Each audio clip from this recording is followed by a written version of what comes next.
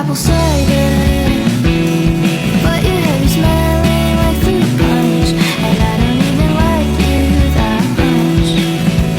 Wait until fuck come. Assalamualaikum warahmatullahi wabarakatuh. Let me introduce myself. My name is Ulfa. Pada video kali ini saya akan membahas tentang Middle English, yaitu salah satu tahap penting dalam sejarah perkembangan bahasa Inggris. Middle English adalah bentuk bahasa Inggris yang digunakan sekitar abad ke-11 hingga abad ke-15. Periode ini dimulai setelah peristiwa besar yang disebut Norman Conquest pada tahun 1066, yaitu penaklukan Inggris oleh bangsa Norman dari Prancis dan berakhir sebelum munculnya Modern English. Peristiwa Norman Conquest membawa dampak besar terhadap bahasa Inggris. Setelah penaklukan tersebut, bahasa Prancis Norman digunakan oleh kalangan bangsawan dan pemerintahan. Bahasa Latin yang digunakan dalam gereja dan pendidikan, sementara bahasa Inggris tetap digunakan oleh masyarakat umum. Kondisi ini menyebabkan bahasa Inggris berada di posisi rendah, tetapi tetap bertahan dan terus berkembang. Akibat kontak bahasa yang intens, Middle English menyerap banyak kosakata dari bahasa Prancis dan Latin. Kata-kata yang berhubungan dengan hukum, pemerintahan, seni, makanan, dan kehidupan istana banyak berasal dari bahasa Prancis. Contohnya seperti court, judge, government, beauty, dan royal. Sementara itu, kata-kata sehari-hari seperti house, break, dan child masih berasal dari bahasa Inggris lama. Selain perubahan kosakata, Middle English juga mengalami perubahan besar dalam tata bahasa. Dibandingkan dengan Old English, sistem tata bahasa Middle English jauh lebih sederhana. Banyak akhiran kata benda dan kata kerja mulai menghilang, sehingga urutan katanya dalam kalimat menjadi lebih penting. Pada masa ini, susunan kalimatnya yaitu subject, verb, object, mulai digunakan secara lebih konsisten seperti dalam bahasa Inggris modern. Dari segi pelafalan dan ejaan, Middle English juga berbeda dengan bahasa Inggris saat ini. Ejaan belum bersifat standar sehingga satu kata bisa memiliki beberapa variasi ejaan.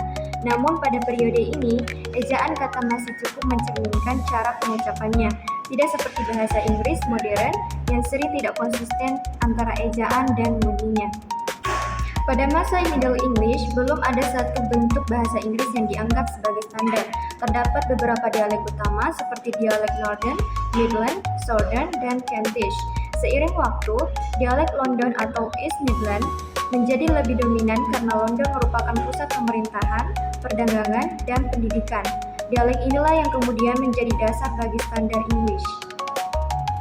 Salah satu tokoh sastra paling penting pada periode Middle English adalah Geoffrey Chaucer.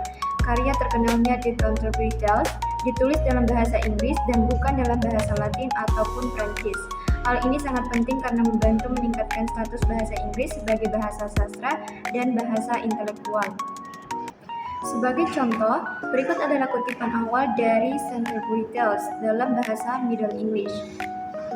When that April with his suit, the drop of March take pursuit to the road. Jika diterjemahkan ke dalam bahasa Inggris modern, kutipan tersebut berarti when April with its sweet showers has pursued the drop of March to the road. Sedangkan dalam bahasa Indonesia, artinya adalah ketika bulan April dengan hujan manisnya telah menembus kekeringan bulan Maret hingga ke akar. Dari contoh ini kita dapat melihat bahwa bahasa Middle English memiliki ejaan yang berbeda, tetapi masih dapat dipahami jika dibaca secara perlahan. Menjelang akhir periode Middle English, terjadi peralihan menuju Modern English. Salah satu faktor penting dalam perubahannya adalah ditemukannya mesin cetak oleh William Caxton pada abad ke-15. Mesin cetak membantu menyebarkan teks tertulis secara luas dan mulai menstandarkan ejaan serta penggunaan bahasa Inggris. Sebagai kesimpulannya, Middle English merupakan fase transisi yang sangat penting dalam sejarah bahasa Inggris.